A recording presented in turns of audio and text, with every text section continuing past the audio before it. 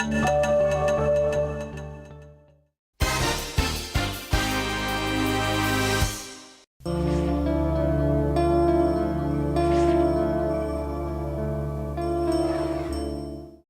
the large Basilica of the Holy Sepulchre, a relatively small area around the edicule, which surrounds the empty tomb of Christ, was packed to capacity on the morning of Holy Thursday.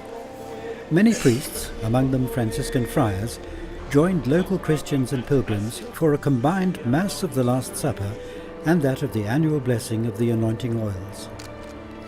"Here am I, Lord, I come to do your will," they sang after each verse of the psalm, anticipating this evening's recollection of Christ's poignant cry, "My Father, if this cup cannot pass me by, but I must drink it, your will be done."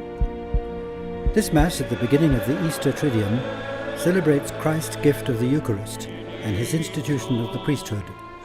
Perhaps less honoured over the centuries is his plea that this new priesthood humbly serve the faithful, a priority symbolised in his washing of the feet of his disciples. This Holy Thursday morning, 6 Franciscan friars and 6 secular priests had their feet washed by the Latin Patriarch of Jerusalem, Fuad Tual, who was the principal celebrant of the Mass. In his homily, his beatitude referred to Peter, who had been appalled by the very idea that Christ should wash his feet. In each of us there is a Peter who claims to save and sanctify himself through his own merits, the Patriarch said. In this way we empty the cross of Christ of its power. "If I do not wash your feet, Peter, you can have no part in me." Accepting that salvation comes from Jesus on the cross means passing from our self-sufficiency, in which we know how to do everything. It is moving from the freedom that allows us to say everything to the humility that loves, listens, and accepts the need of being constantly sustained and forgiven.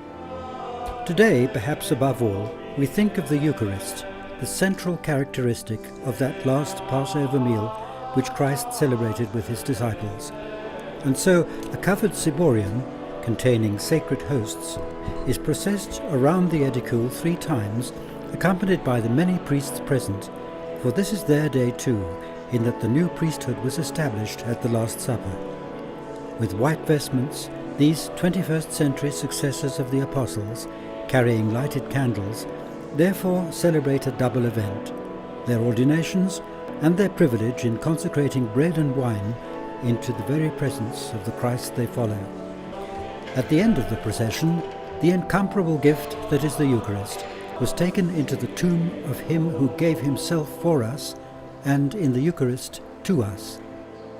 Given the richness of differing cultural expressions of Christianity within the Basilica of the Holy Sepulchre, it was no surprise to see Greek Orthodox priests celebrating their Holy Thursday liturgy in the courtyard outside the Basilica, as this year the Orthodox and Catholic Holy Week liturgies coincide. Almost throughout the year, liturgically speaking, the tomb is once again empty. Where is he?